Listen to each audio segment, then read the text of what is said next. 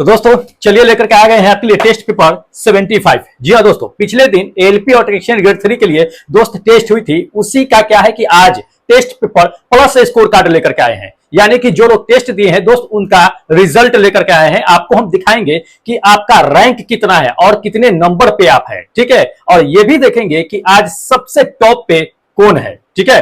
तो क्या कीजिए कि वीडियो के अंत तक के बने रहिएगा ताकि आपको हम बता सके कि आपका रैंक कितना है।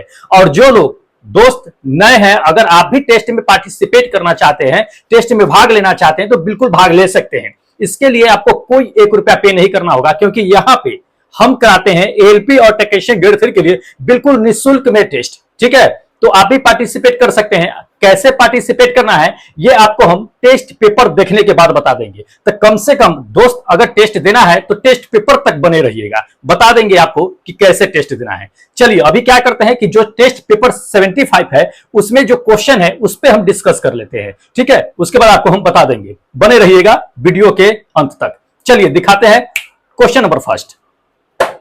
देखिए ये टेस्ट पेपर का क्वेश्चन नंबर फर्स्ट है दोस्त। क्या कहा जा रहा है कि जब कोई पिंड पृथ्वी की ओर स्वतंत्र रूप से क्या होता है ना दोस्त कि गिरता है तो उसका कुल ऊर्जा क्या होती है, ये कहा जा रहा है। काफी इंपॉर्टेंट क्वेश्चन है। इसको भी कई तरीका से क्वेश्चन जो है दोस्त पूछे जाते हैं सवाल, ठीक है। देखिए पहले तो ये भी क्वेश्चन सवाल पूछा जाता है कि कोई पिंड है अब पृथ्वी की ओर अगर गिरता है तो उसकी गतिज ऊर्जा क्या होती है। दूसरा सवाल ये पूछा जाता है कि कोई पिंड अगर पृथ्वी की ओर गिरती है तो उसकी स्थितिज ऊर्जा क्या होती है। और ये तीसरा सवाल है कि आपको ये कहा जा रहा है कि उसकी कुल ऊर्जा क्या होगी, ठीक है।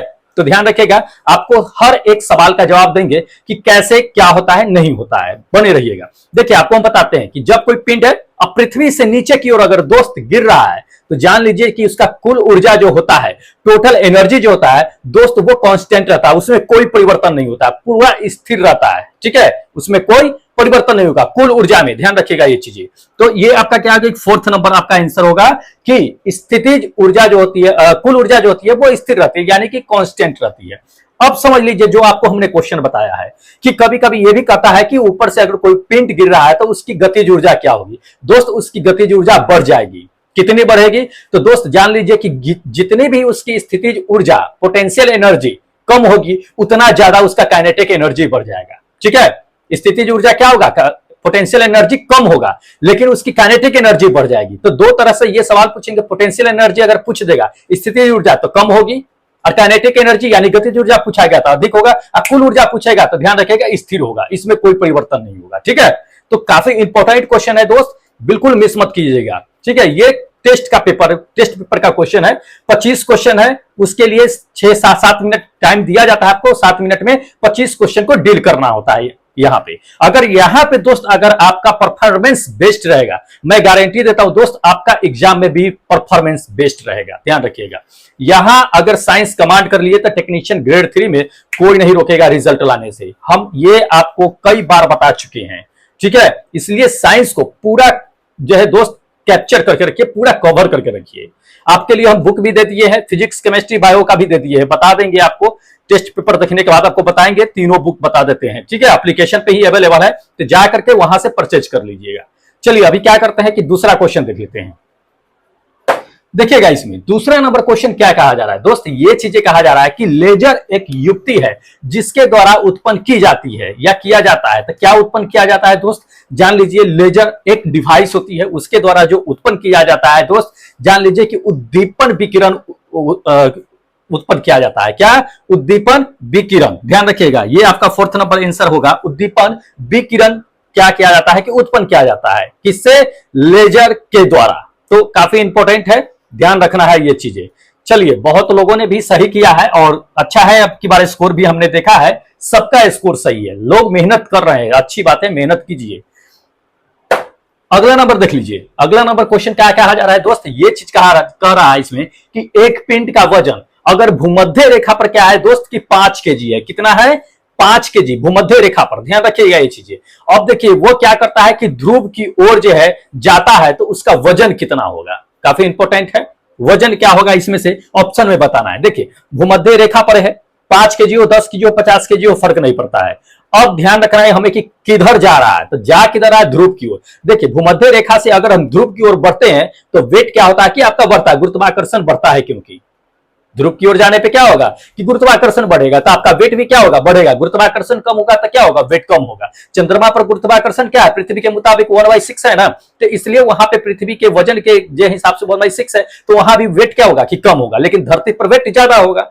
तो उसी तरह से दोस्त यहां भी है कि भूमध्य रेखा से अगर हम ध्रुव की ओर जाते हैं तो ध्रुव की ओर गुरुत्वाकर्षण बढ़ता है, तो वेट का मान क्या होगा, बढ़ेगा। कितना बढ़ेगा, तो 5 केजी से बढ़ेगा, लेकिन कितना एग्जैक्ट बढ़ेगा ये पता नहीं लगा सकते हैं। ठीक है, तो ये चीजें है, ध्यान रखिएगा। ये आपका 4th नंबर आंसर करेक्ट होगा कि 5 केजी से अधिक होगा। अगर यही सवाल कहता कि पृथ्वी के केंद्र की ओर जा रहा है तब गुरुत्वाकर्षण का मान घट जाता है, तब इसका वेट क्या होता है, 5 केजी से घट जाता है, लेकिन हमें ध्रुव की ओर कह रहा है, इसलिए हम ध्रुव की ओर ही चर्चा करेंगे। ठीक है, तो दोस्त इंपॉर्टेंट है। चलिए अगला नंबर क्वेश्चन देख लीजिए। अगला नंबर क्वेश्चन कहता है कि रेडियो सक्रियता की खोज जो है किस वैज्ञानिक ने सर्वप्रथम किया था। काफी इंपॉर्टेंट है। रेडियो सक्रियता की खोज जो किया था वो किए थे, ये आपका 3rd नंबर हेनरी वेकलर साहब ने किया था। किसने, हेनरी वेकलर साहब ने। कब किया था जान लीजिए, कभी कभी आपको सन ईस्वी भी पूछ देगा। तो ये किया गया था 1896 ईस्वी में, 1896 में किया गया था। ठीक है, हेनरी वेकलर के द्वारा रेडियो सक्रियता की खोज किया गया था, रेडियो एक्टिविटी की। अब ये हेनरी वेकलर कहां के थे जानते हैं, फ्रांस के थे। ठीक है, फ्रांस के ये वैज्ञानिक थे, इन्होंने ही रेडियो एक्टिविटी का खोज किया था। इंपॉर्टेंट है, ध्यान रखिएगा। चलिए अगला नंबर क्वेश्चन देख लीजिए। अगला नंबर क्या कहता है कि परमाणु शक्ति संयंत्र जो है किस सिद्धांत पर काम करती है। जी हाँ, परमाणु शक्ति संयंत्र जो है किस सिद्धांत पर काम करती है दोस्त, नाभिकीय विखंडन पे काम करती है। ध्यान रखिएगा, किस पे, नाभिकीय विखंडन पे। ये आपका 1st नंबर ऑप्शन करेक्ट होगा कि नाभिकीय विखंडन पे क्या करती है कि काम करती है। अब देखिए, नाभिकीय जब विखंडन होता है ना तो उसमें बहुत बड़ी मात्रा में ऊर्जा क्या होता है कि मुक्त होता है, और उस नाभिकीय विखंडन में जान लीजिए कि यूरेनियम 235 का इस्तेमाल किया जाता है। कभी कभी यह भी पूछ देता है कि परमाणु शक्ति संयंत्र में किसका उपयोग किया जाता है, यूरेनियम 235, याद रखिएगा। चलिए अगला नंबर क्वेश्चन देख लीजिए। अगला नंबर क्वेश्चन कहता है कि निम्नलिखित में से प्रकाश का रंग जो है किससे संबंधित है। काफी इंपॉर्टेंट है, प्रकाश का रंग किससे संबंधित है दोस्त, प्रकाश का रंग डिपेंड करता है उसके वेवलेंथ पे, तरंगदैर्घ्य पे डिपेंड करता है। ठीक है, ये आपका क्या होगा कि 3rd नंबर ऑप्शन करेक्ट होगा। किस पे, वेवलेंथ पे। जान लीजिए सबसे अधिक वेवलेंथ किसका होता है, रेड का होता है, सबसे कम किसका होता है, वायलेट का होता है। तो याद रखिएगा, इंपॉर्टेंट है।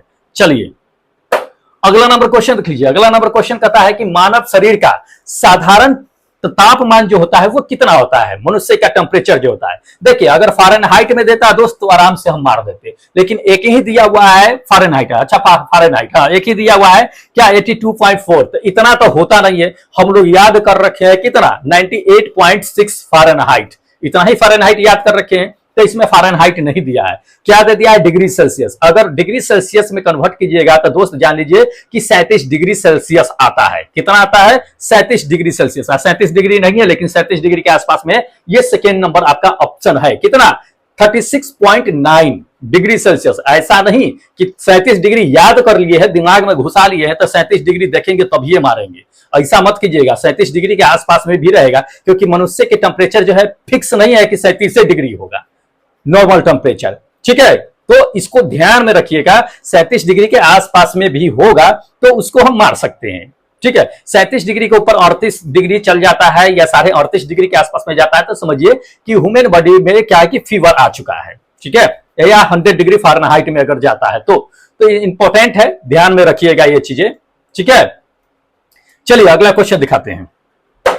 अगला क्वेश्चन देख लीजिए दोस्त। अगला क्वेश्चन ये कहा जा रहा है कि क्रायोजेनिक जो है वो किससे संबंधित रखता है, किससे संबंधित विज्ञान है क्रायोजेनिक जो है। सो देखिए क्रायोजेनिक तो पहले समझ लीजिए कि क्रायोजेनिक का मतलब होता क्या है, फिर आपको बताते हैं। वैसे क्रायोजेनिक ईंधन तो सुने होइएगा, जो रॉकेट में जो इस्तेमाल किए जाते हैं। किस रूप में इस्तेमाल किए जाते हैं, प्रणोदक के रूप में इस्तेमाल किया जाता है रॉकेट में। ठीक है, क्रायोजेनिक इंजन जो है सो उस ईंधन में प्रणोदक के रूप में जो ईंधन इस्तेमाल किया जाता है उसमें क्या होता है, ऑक्सीजन और जो है लिक्विड फॉर्म में हाइड्रोजन होता है ना, जो बहुत कम टेम्परेचर पे रखा होता है दोस्त, जान लीजिए ये चीजें।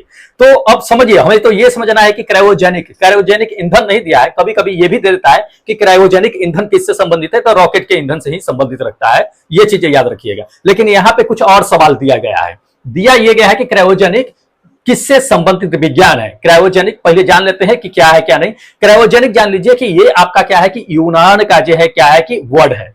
क्या है, यूनान के क्रायोजेनिक वर्ड है। ये किससे बना हुआ है ये भी जान लीजिए दोस्त, क्रायोस से बना हुआ है। यूनान के वर्ड जो है क्रायोस, उससे क्रायोजेनिक बना हुआ है। क्रायोस का यूनान में जो मतलब होता है उसका मतलब होता है शीत या ठंडा कहिए या बर्फ कहिए, इसका मतलब यूनान में होता है। तो कहने का मतलब कि शीत बर्फ का मतलब टेम्परेचर लो, टेम्परेचर निम्न, निम्न टेम्परेचर, निम्न तापमान। तो क्रायोजेनिक का मतलब क्या होगा विज्ञान में, निम्न तापमान से होगा। ध्यान रखिएगा, ये चीजें इंपॉर्टेंट है। ये सेकंड नंबर आपका आंसर क्या होगा कि बिल्कुल करेक्ट होगा। जिसने सेकंड नंबर मारा है दोस्त बिल्कुल करेक्ट होगा। दिमाग में सेट करके रखिएगा दोस्त, एग्जाम में कंफ्यूज नहीं होना है। जब एग्जाम आप दीजिएगा तो कहिएगा कि हाँ वहां पे हम टेस्ट दे रहे थे, सेम वही क्वेश्चन आया है, वहां टेस्ट देने से हमें बहुत बेनिफिट मिला। ये जरूर याद कीजिएगा, जान लीजिए एग्जाम जब दीजिएगा मुझे जरूर याद कीजिएगा, मैं दावे के साथ कहता हूं। ठीक है, चलिए अगला क्वेश्चन आपको दिखा देते हैं। अगला नंबर क्वेश्चन देख लीजिए। अगला नंबर क्वेश्चन कहता है कि आकाश में नीला रंग प्रकट होने के साथ जो है संबंधित प्रकाश की घटना जो होती है वो किससे होती है। तो नीला रंग जो बिखरता है आकाश में वो किसके कारण होता है दोस्त, वो होता है प्रकीर्णन के वजह से होता है। किसकी वजह से, प्रकीर्णन की वजह से। दोस्त ध्यान रखिएगा, ये आपका ऑप्शन करेक्ट होगा। ठीक है, फोर्थ नंबर प्रकीर्णन। प्रकीर्णन की वजह से ही क्या होता है ना कि दोस्त वो आपका आकाश नीला दिखाई देता है, क्योंकि नीला क्या कर रंग जो होता है ना प्रकाश में ज्यादा बिखरता है। लाल रंग का तरंग दैर्ध्य कम होता है इसलिए ज्यादा होता है इसलिए कम बिखरता है, और वो क्या होता है कि ज्यादा बिखरता है, इसलिए हमें क्या होता है कि आकाश नीला दिखाई देते हैं। ठीक है, चलिए अगला क्वेश्चन दिखाते हैं। अगला नंबर क्वेश्चन देख लीजिए कि रात में कुहासे के समय में क्या होता है कि कोहरे में फोटोग्राफी करना निम्नलिखित में से किसका प्रयोग जो है संभव है। मतलब ये चीजें कहिए, एक तरह से क्वेश्चन घुमा दिया है, बहुत लोग इसमें समझ नहीं पाए हैं कि रात के समय में या कुहासा या कोहरा लगा होता है तो उसे फोटोग्राफी करते हैं, उसके लिए सबसे अच्छा विकिरण कौन है जो अच्छा से फोटो कैप्चर कर सकता है। ठीक है, तो जान लीजिए वो जो होता है दोस्त IR होता है। मतलब क्या, इंफ्रारेड रेडिएशन होता है जो फोटो से निकलता है, जिसकी वजह से कुहासे या क्या होता है अंधेरे में भी अच्छा पिक्चर क्वालिटी जो है कवर कर पाता है, कैप्चर कर पाता है। ठीक है, तो ध्यान रखिएगा ये आपका IR होगा, सेकेंड नंबर ऑप्शन करेक्ट होगा। अवरक्त विकिरण यानी कि IR रेडिएशन काफी इंपॉर्टेंट है। अवरक्त प्रकाश किरण का तरंगदैर्घ्य जो क्या होता है सबसे ज्यादा होता है, इसलिए सबसे लंबी दूरी तक के तय कर पाता है और अच्छे से फोटो को कैप्चर कर पाता है। ठीक है, चलिए अगला नंबर क्वेश्चन देख लीजिए दोस्त। अगला नंबर ये क्वेश्चन कहा जा रहा है कि रेडियोधर्मी वस्तुओं को किस पात्र में रखा जाता है। दोस्त रेडियोधर्मी को जान लीजिए कि वैसे तो रेडियोधर्मी को जो है जान लीजिए कि आपका कभी कभी रोल जो देखते हैं रेजिन जिसको नाम कहते हैं उसके या कंक्रीट वाले डिब्बे में बंद करके रखा जाता है, लेकिन उससे पहले जान लीजिए कि शीशा में पैक किया जाता है, शीशा में पैक करने के बाद उसमें रखा जाता है। ये फर्स्ट नंबर आपका आंसर करेक्ट होगा। ठीक है, उसके बाद जो है रेजिन या कंक्रीट वाले डिब्बे में पैक किया जाता है, पैक करने के बाद धरती के नीचे 18 फीट पाइप के सहारे जो है उसके नीचे जो है क्या किया जाता है कि दबा दिया जाता है रेडियोधर्मी वस्तुओं को। काफी इंपॉर्टेंट है क्योंकि काफी खतरनाक होता है, काफी डेंजरस होता है, इसलिए 18 फीट नीचे रखा जाता है। चलिए अगला नंबर क्वेश्चन देख लीजिए दोस्त। अगला नंबर क्वेश्चन कहता है कि रेनिन का स्त्राव जो है वो किसके द्वारा होता है। जी हाँ, काफी इंपॉर्टेंट है, रेनिन का स्त्राव किसके द्वारा होता है। देखिए अब तो समझ लीजिए कि आखिर रेनिन होता क्या है। ठीक है, एक तो रेजिन पढ़िएगा आप, पेड़ पौधे से जो है अवशिष्ट पदार्थ के रूप में बूंद के रूप में प्राप्त होता है वो बायोलॉजी में ही। उसका रेनिन ये कह रहा है, तो रेनिन होता क्या है ये जान लीजिए दोस्त। रेनिन जो होता है जान लीजिए कि ब्लड प्रेशर को कंट्रोल करने में मदद करता है। रेनिन एक तरह का एंजाइम होता है जो ब्लड प्रेशर को क्या करता है कि कंट्रोल करता है। अब जान लीजिए कि स्त्राव आखिर करता कौन है दोस्त। स्त्राव जो करता है वो ब्रिक करता है, यानी कि गुर्दा करता है। क्या करता है, ब्रिक करता है, किडनी करता है। ये आपका सेकेंड नंबर ऑप्शन करेक्ट होगा, किडनी करता है। कब करता है ये जान लीजिए, कभी कभी जानने के लिए नहीं मिलेगा आपको तो समझ लीजिए ये चीजें कि कब करता है। देखिए जब रक्त का क्या होता है ना कि मात्रा कम हो जाता है, ठीक है, रक्त का मात्रा कम हो जाता है, सिस्टोलिस जो होता है उसका ब्लड प्रेशर गिर जाता है, तो ऐसा लगता है ब्रिक को कि नहीं यहाँ पे क्या करना चाहिए कि रेनिन का स्त्राव करना चाहिए, इसको कंट्रोल करना चाहिए। तब उस समय क्या करता है कि ब्रिक जो होता है, जो गुर्दे होते हैं वो क्या करता है कि रेनिन का स्त्राव करता है, जिसके वजह से उसको कंट्रोल कर लेता है सिस्टोसिस को, ब्लड प्रेशर को। ठीक है, और उसके बाद उसको कंट्रोल कर लेता है, जिसकी वजह से वह रक्तचाप गिरता नहीं है, कंट्रोल में रहता है। तो ध्यान रखिएगा, इंपॉर्टेंट क्वेश्चन है। ठीक है, चलिए अगला क्वेश्चन दिखाते हैं। देखिएगा अगला नंबर क्वेश्चन,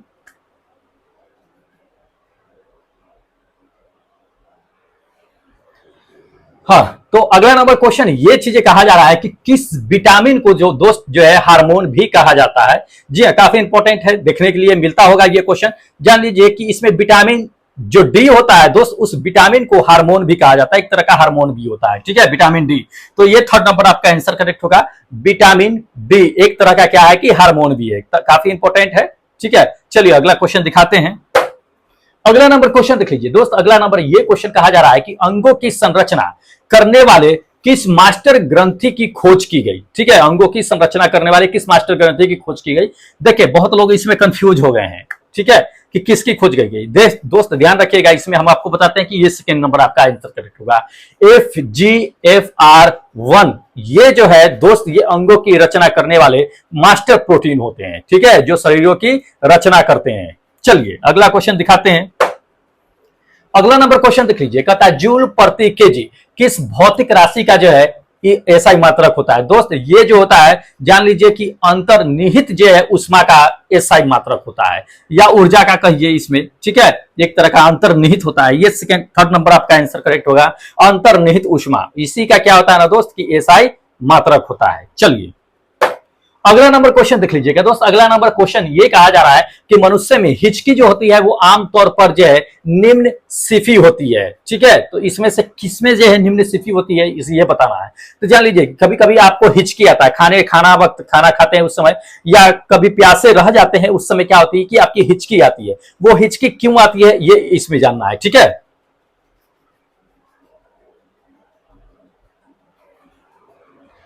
हाँ, तो हिचकी दोस्त जान लीजिए कि ये डायफ्राम की वजह से आती है। किसकी वजह से? डायफ्राम की वजह से। ये फर्स्ट नंबर आपका आंसर करेक्ट होगा, डायफ्राम। अब डायफ्राम में होता क्या है जान लीजिए ये चीजें।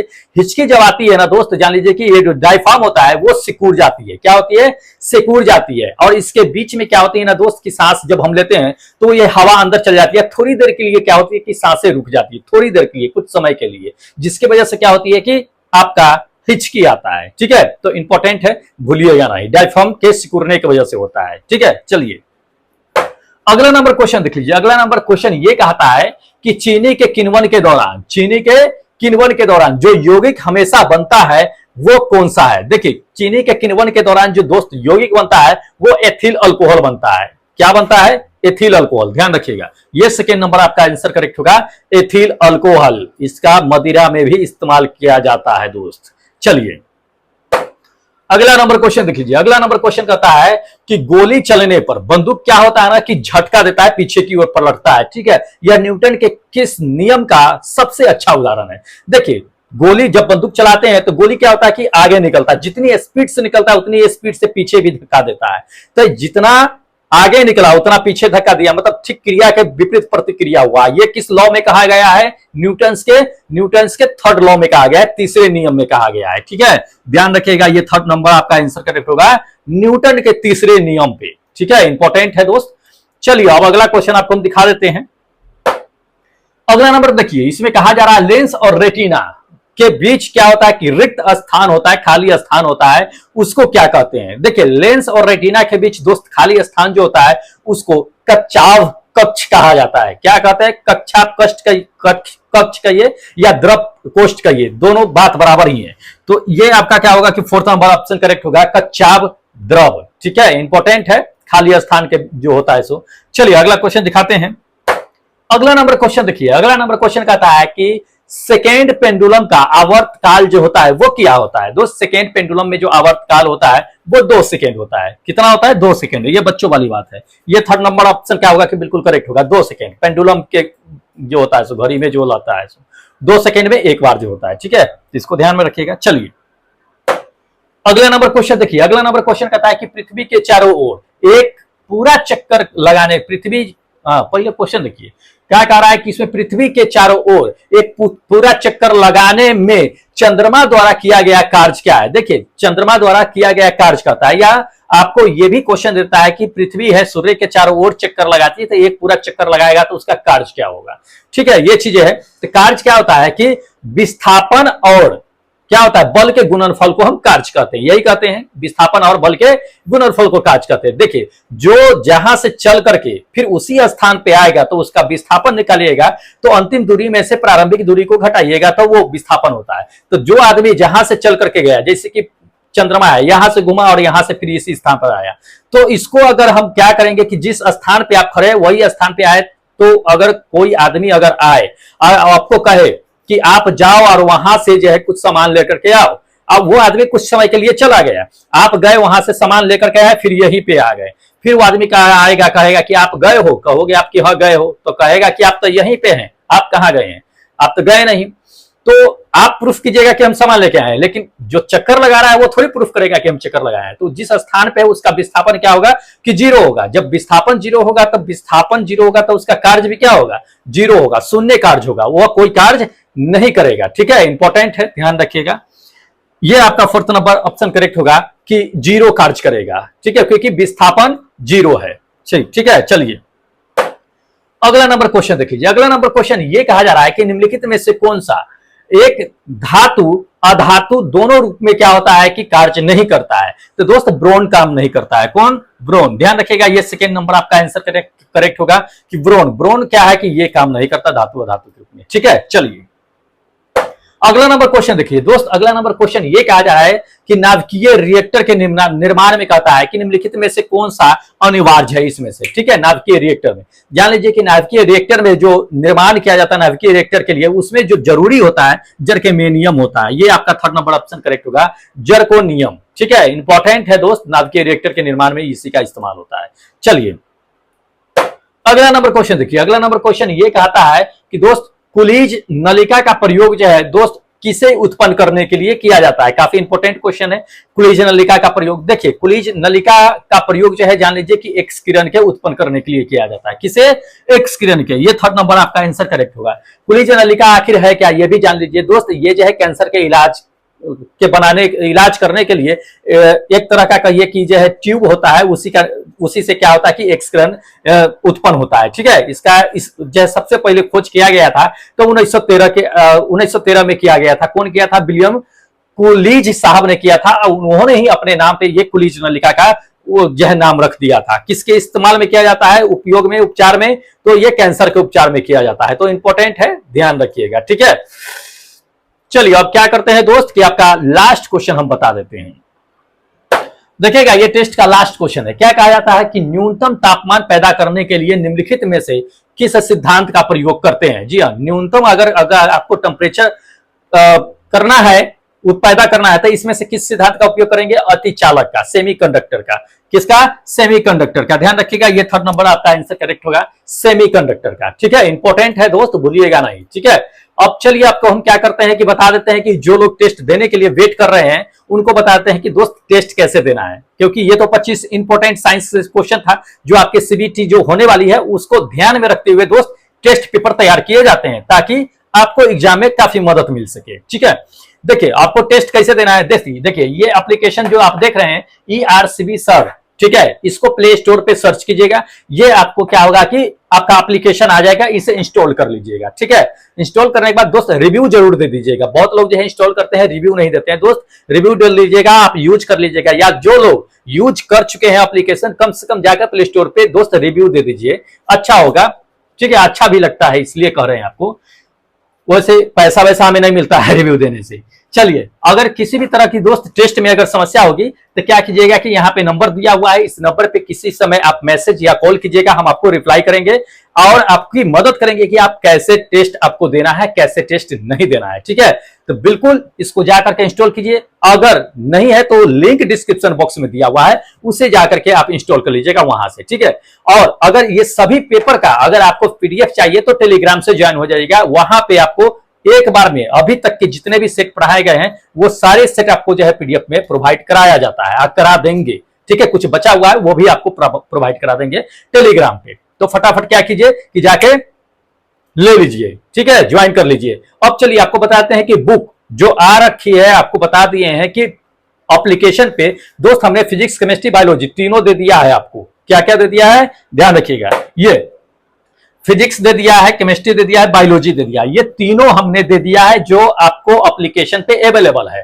काफी इंपॉर्टेंट क्वेश्चन इसमें दिए गए हैं, 1000 क्वेश्चन है। अगर इस 1000 को क्वेश्चन को पढ़ लीजिएगा, जान लीजिए कि आपको जो है आराम से ALP टेक्नीशियन ग्रेड 3 वाले क्वेश्चन कहीं बाहर नहीं जाने वाला है, आराम से इसी से क्वेश्चन आ जाएंगे। ठीक है, तो फटाफट जाकर के परचेज कर लीजिए, देर मत कीजिए, बहुत कम रेट में है। अगर यही बुक मार्केट में आएगा तो दोस्त इसका फिक्स प्राइस जो देख रहे हैं यही होगा, लेकिन आपको 49 में ही क्या होगा कि एप्लीकेशन पे मिल जाएगा। ठीक है, 49 में ही, क्योंकि प्रिंट जब कराएंगे तो इसका प्रिंट का कॉस्ट प्लस जो है ले जाने लाने का खर्च सब जो है जुड़ करके दोस्त इतना प्राइस आ जाता है, जान लीजिए ये जो लिखा हुआ है प्राइस वो।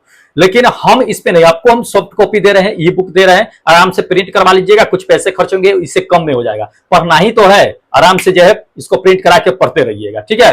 तो देर मत कीजिए, जाकर के पढ़ लीजिए। एग्जाम अगर इससे आपको कुछ नंबर आ भी जाता है तो एग्जाम के बाद अगर इस बुक का कोई वैल्यू होगा? कोई वैल्यू नहीं होगा एग्जाम के बाद, आपके बाद, ठीक है। और अगर इस बुक को आप नहीं पढ़ते हैं, बाद में अगर पढ़ते हैं, कहिएगा कि हम इसी बुक को पढ़े हैं, जो इसमें से क्वेश्चन आया है, तो बहुत पछताइएगा। तब उस समय लाखों हजारों कितनों रुपया दे दीजिएगा ना, तो आपका एक नंबर भी नहीं जुटेगा एग्जाम में, जान लीजिए ये चीजें। यही बात हम आपको बार बार रिपीट करके कह रहे हैं कि वैल्यू पैसे की नहीं होती है, वैल्यू किसकी होती है दोस्त? टाइम की होती है। टाइम पे जो मिल जाए मटेरियल वो बड़ी चीज होती है, तो इसको ध्यान में रखिएगा। पढ़ते होइएगा, बहुत अच्छी बुक, अच्छे बुक पढ़ते होइएगा, ठीक है।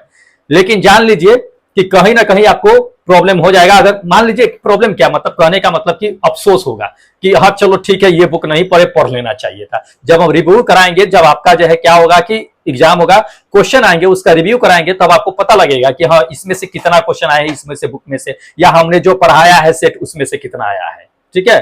तो देर मत कीजिए, जाकर के फटाफट एप्लीकेशन डाउनलोड कर लीजिए ये वाली, और यहां से क्या कीजिए कि जाकर के इसको परचेज कर लीजिए, ठीक है।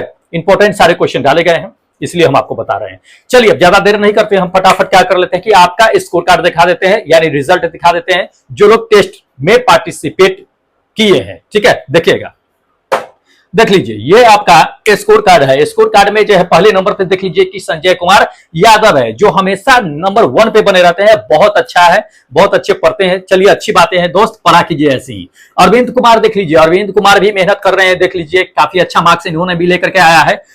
देखिए उसका तीसरे नंबर पे है गुड्डू यादव है। चौथे नंबर पे देख लीजिएगा राजू जो है यादव साहब है, ठीक है। पांचवें नंबर पे देख लीजिएगा कि विक्रम भाई है, जो नालंदा से है। उसके बाद जो है आपका छठे नंबर पे देख लीजिएगा कि आरजित तमन्ना है, जो छठे नंबर पे है, ठीक है।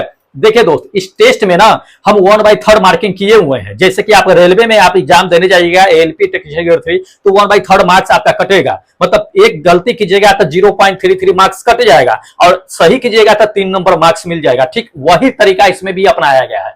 टेस्ट दीजिए और गलत कीजिएगा तो नंबर कटेगा। बहुत लोगों का नंबर कटता है, उस हिसाब से इसमें रैंक देख लीजिएगा, ठीक है।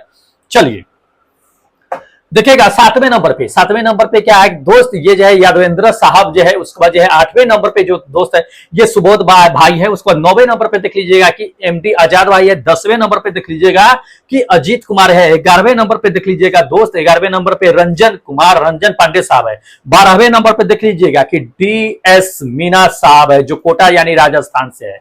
बहुत अच्छा है दोस्त, ऐसे ही मेहनत कीजिए, देख लीजिएगा। उसके बाद आपको बताते हैं कि राहुल सिंह क्या है, देख लीजिए ये आपका 13वें नंबर पे है। 14वें नंबर पे ये दीपक भाई है। 15वें नंबर पे बात कर लेते हैं तो दोस्त ये अखिल तिवारी साहब है। 16वें नंबर पे देख लीजिएगा, 16वें नंबर पे राजेश कुमार यादव है। 17वें नंबर पे देख लीजिएगा दोस्त ये नितेश साहब है। उसके बाद जो है 18वें नंबर पे आयांश साहब है, ठीक है। 18वें नंबर पे आयांश साहब है, बहुत अच्छा है दोस्त। चलिए 19वें नंबर पे देख लीजिएगा कि तेजकरण साहब है। 20वें नंबर पे देख लीजिएगा कि राहुल भाई है। उसके बाद जो है 21 नंबर पे जो है ये संदीप भाई है। 22 नंबर पे जो दोस्त है 22वें नंबर पे क्लेमेंट साहब, जो बिलासपुर से है, बहुत अच्छा दोस्त। 23वें नंबर पे पंकज है। उसके बाद जो है 24वें नंबर पे है जो दोस्त ये संजीव भाई है, जो 24वें नंबर पे है, ठीक है। चलो बहुत अच्छा है दोस्त, ऐसे ही टेस्ट में पार्टिसिपेट करते रहिए। चलिए उसके बाद आपको बताते हैं कि दोस्त 25वें नंबर पे जो है ये अमन भाई है। उसको 26वें नंबर पे जो है ये राजेंद्र भाई है। 27वें नंबर पे जो दोस्त ये लवकेश भाई है, जो 27वें नंबर पे है। 28वें नंबर पे रमेश भाई है। उसके बाद 28वें नंबर पे 29वें नंबर पे देख लीजिएगा कि अनूप जी है। उसके बाद 30वें नंबर पे 30वें नंबर पे ये मोरी साहब है, जो 30वें नंबर पे। बहुत अच्छा है मोरी भाई, ऐसे ही मेहनत कीजिए, ठीक है। रंग जरूर लाएगा मेहनत, हम इतना मेहनत करवा रहे हैं तो रंग तो जरूर लाना है। चलिए उसके बाद देख लीजिएगा दोस्त 31 नंबर पे जो है अनूप कुमार विंद है। उसके बाद जो है 32 नंबर पे वीरेंद्रा भाई है। उसके बाद 33 नंबर पे देख लीजिएगा ये मुकेश साहब है। उसको 34 नंबर पे देख लीजिएगा दोस्त RK गुज्जर साहब है। 35 नंबर पे देख लीजिएगा दोस्त अंकज कुमार है। उसका 36 नंबर पे जो है ये हरिओम यादव जाटव साहब है, ठीक है। हरिओम, सही है दोस्त, मेहनत कीजिए। उसके बाद लेकर के चलते हैं आपको 37 नंबर पे, 37 पर देखिएगा कि नितेश यादव है, उसका 38 नंबर पे ये क्या है कि राम सहाय ओझा साहब हैं। उसका 39 नंबर पे देख लीजिएगा कि नितिन भाई है। उसका 40 नंबर पे देख लीजिएगा आपका कि राहुल साहब है। उसके बाद जो है आपका ये 41 नंबर पे देख लीजिएगा कि रामचतन साहब है। 42 नंबर पे देख लीजिएगा आपकी ये मानेंद्रा साहब है, मामेंद्रा साहब चलिए ठीक है। चलिए उसको देखिए 43 नंबर पे मुन्ना उपाध्याय जो सासाराम से है। उसका 44 नंबर पे ये बबलू जो पटना से है। उसका 45 नंबर पे बसंत भाई है। 46 नंबर पे देख लीजिएगा मृत्युंजय साहब है। 47 नंबर पे देख लीजिएगा दोस्त ये राहुल विश्वकर्मा है। उसका 48 नंबर पे जो दोस्त है वो अनिल कुमार साहब है। ठीक है, बहुत अच्छा दोस्त। चलिए उसके बाद आपको बताते हैं 49 नंबर पे कमलेश कुमार साहब है। उसके बाद आपको बताते हैं 50 नंबर पे दो दोस्त है ये गौतम साहब है। 51 नंबर पे जो है ये सागर सिंह है। उसको 52 नंबर पे देख लीजिएगा कि पीके रॉय साहब है। उसको 53 नंबर पे देख लीजिएगा कि मुकेश कुमार है। उसके बाद जो है 54th नंबर पे ये आपका वसीधर साहब है। ठीक है, बहुत अच्छा है दोस्त। ऐसे ही लोग मेहनत कीजिए, खुशी होता है लोग मेहनत करते हैं। तो जैसे हम मेहनत करके दोस्त यहां तक मुकाम हासिल किए हैं, हम भी चाहते हैं कि आप भी वहां तक पहुंचे। देखिए हम आपको पढ़ा रहे हैं तो हमें पता है दोस्त कि हमें क्या पढ़ाना है, क्योंकि हम भी उसी सेक्टर से जुड़े हुए हैं, उसी सेक्टर में जॉब करते हैं। हमने क्या पढ़ा है ये मुझे पता है, इसलिए हम आपको वही लेवल का क्वेश्चन प्रोवाइड करा रहे हैं। इसलिए बिल्कुल मिस मत कीजिए, जा करके पढ़िए, मस्त हमेशा बने रहिए। ठीक है, चलिए अगला क्वेश्चन करते हैं, स्कोर दिखाते हैं। देखिएगा इसमें 55 नंबर पे ये अनिल कुमार है। 56 नंबर पे जो है विपिन कुमार साहब है। उसका 57 नंबर पे देख लीजिएगा पंकज भाई है। उसका जो है 58 नंबर पे जो है ये कालीनाथ साहब है। उसका 59 नंबर पे देख लीजिएगा धर्मेंद्र साहब है। उसका 60 नंबर पे जो है ये राकेश साहब है। ठीक है, 60 नंबर पे राकेश साहब है, बहुत अच्छा दोस्त। चलिए उसके बाद बताते हैं 61 नंबर पे ये जावेद आलम भाई है। उसको 62 नंबर पे देख लीजिएगा कि अमित भाई है। उसको 63 नंबर पे रत्नाकर भाई है। उसको 64th नंबर पे देख लीजिएगा कि जावेद अख्तर साहब है। उसके बाद देखिएगा 69 नंबर 65 है ना, 65 नंबर पे ये क्या है कि दोस्त मुरेंद्र वर्मा जो जिला बदायूं से। उसका 66 नंबर पे आशीष कार है। ठीक है, आशीष कर, अब आशीष कार है या कर है ये पता नहीं है, तो यही जानेंगे। चलिए उसके बाद आपको बताते हैं दोस्त ये जो 67 नंबर पे देख लीजिएगा कि अपना बम बम भाई है। बहुत अच्छा दोस्त, मेहनत कीजिए, थोड़ा सा और बूस्ट करने की जरूरत है। उसके बाद देख लीजिएगा आपको 68 नंबर पे रंजन हट्टी साहब है। 69 नंबर पे देख लीजिएगा कि भूषण साहब है। उसको 70 नंबर पे देख लीजिएगा कि अतुल साहब है। 71 नंबर पे देख लीजिएगा कि के सिंह साहब है। उसको 72 नंबर पे देख लीजिएगा अनुराग गोदी साहब है। बहुत अच्छा दोस्त, मेहनत कीजिए। चलिए देखिएगा उसके बाद आपको लेकर के चलते हैं 73 नंबर पे। देखिएगा 73 नंबर पे कौन है, ये प्रकाश कुमार है। उसके बाद जो है 74 नंबर पे देखिएगा विपुल साहब है। उसको 75 नंबर पे देख लीजिएगा योगेश साहब है। उसके बाद जो है आपका 76 नंबर पे ये मुकेश साहब है। 77 नंबर पे देख लीजिएगा ये जितेंद्र भाई है। उसको 78 नंबर पे देख लीजिएगा कि अविनाश भाई है। 78 नंबर पे अविनाश भाई है, बहुत अच्छा है दोस्त, मेहनत कीजिए। उसके बाद देख लीजिएगा आप कि 79 नंबर पे ये देव कुमार साहब है। उसके बाद जो है आपका 80 नंबर पे जो है ये नायरा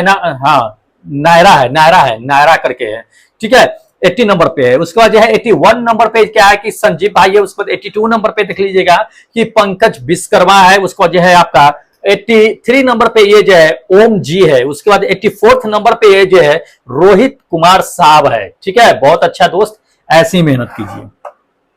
चलिए उसके बाद आपको बताते हैं कि 85 नंबर पे देख लीजिएगा कि पवन जो हनुमानगढ़ से है वो है। 86 नंबर पे देख लीजिएगा कि शिव प्रकाश साहब है। उसके बाद जो है 87 नंबर पे ये बबलू चौधरी है।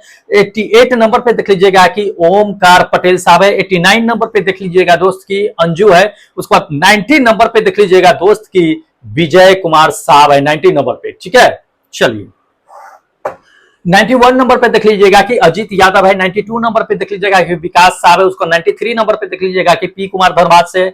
उसका 95 नंबर पे अखिलेश साहब है। उसको 96 नंबर पे देख लीजिएगा कि जाहिद भाई है, जाहिद। ठीक है, बहुत अच्छा है दोस्त, ऐसी मेहनत कीजिए।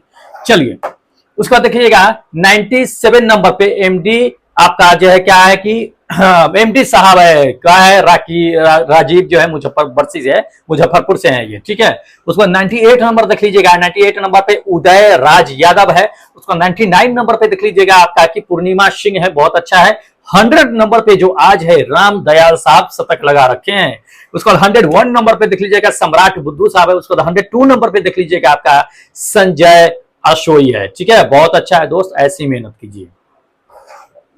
चलिए उसके बाद आपको बताते हैं कि 103 नंबर पे ये सुदामा माहिली साहब है। उसका जो है 103 नंबर पे दिखा दिए। उसका 104 नंबर पे जो है आपका धीरेश चंद्रा जो सोनभद्रा से है। 105 पे देखिएगा आपका क्या है कि रोशन साहब है। उसका 106 नंबर पे राहुल कुमार है। 107 नंबर पे सन्नी भाई है। 108 नंबर पे अनुरुद्ध भाई है। ठीक है, अनुरुद्ध भाई, मेहनत करने की जरूरत है। चलिए उसके बाद आपको बताते हैं कि 109 नंबर पे ये डब्ल्यू सिंह है। 110 नंबर पे देख लीजिएगा कि लालमणि साहब है। 111 नंबर पे जो है ये इंद्रजीत साहब है। उसके बाद 112 नंबर पे देख लीजिएगा कि क्या है दोस्त, साई राम साहब है। उसके बाद 113 नंबर पे विनय जो यूपी से। 114 नंबर पे देख लीजिएगा इंदल साहब है। कौन है? इंदल साहब, अच्छा है, देखिएगा। उसके बाद आपको बताते हैं 100 जो है 15 नंबर पे, 115 नंबर पे ये मेल आईडी दे दिए है, बीके करके है, BK454 जो है 53953@gmail.com। दोस्त अपना नाम लिखिएगा, ठीक है, ना है तो ऐप को री इंस्टॉल कर लीजिएगा, अपना नाम दे दीजिएगा। चलिए उसके बाद जो है 116 नंबर पे जो है ये किशोर साहब है। उसके बाद जो है 117 नंबर पे जो है ये पवन कुमार है। 118 नंबर पे ये मोहन साहब है। तो दोस्त इतने लोगों ने क्या किया है कि ऑल इंडिया से पार्टिसिपेट किए हैं टेस्ट में। ठीक है, और इन सभी का आप रैंक देख लिए हैं कि कितना रैंक लेकर के आए हैं ये लोग। ठीक है दोस्त, आप भी पार्टिसिपेट कीजिए फटाफट और अपना रैंक देखिए कि आप ऑल इंडिया में कितना रैंक आपका आ रहा है। ठीक है, तो फटाफट इस ऐप को इंस्टॉल कीजिए जा करके और टेस्ट में पार्टिसिपेट कीजिए, क्योंकि आज भी टेस्ट जो है 76 जो है दोस्त एक्टिव है। तो फटाफट इंस्टॉल कीजिए, आ जाकर के टेस्ट दीजिए। ठीक है, चलिए अब अगले दिन हम जैसा कि आपको बता दिए थे कि हम रैपिड सेट खत्म कर चुके हैं। रैपिड सेट की जगह दोस्त प्रीवियस क्वेश्चन जो है उसको हम एक बार पढ़ेंगे। ठीक है, तो जो लोग प्रीवियस क्वेश्चन पढ़ना चाहते हैं एक बार फिर से आइए, कनेक्ट कीजिए, हम लोग सब्सक्राइब कीजिए चैनल को, क्योंकि हम लेकर के आएंगे आपके लिए प्रीवियस क्वेश्चन और उस पर हम डिस्कस कराएंगे। ठीक है, तो ज्यादा देर मत कीजिए, सब्सक्राइब कीजिए चैनल और एप्लीकेशन को डाउनलोड कर लीजिए। चलिए हमें इजाजत दीजिए, फिर हम मिलते हैं नेक्स्ट डे नेक्स्ट सेट के साथ, एक नए सेट के साथ। तब तक जय हिंद दोस्तों।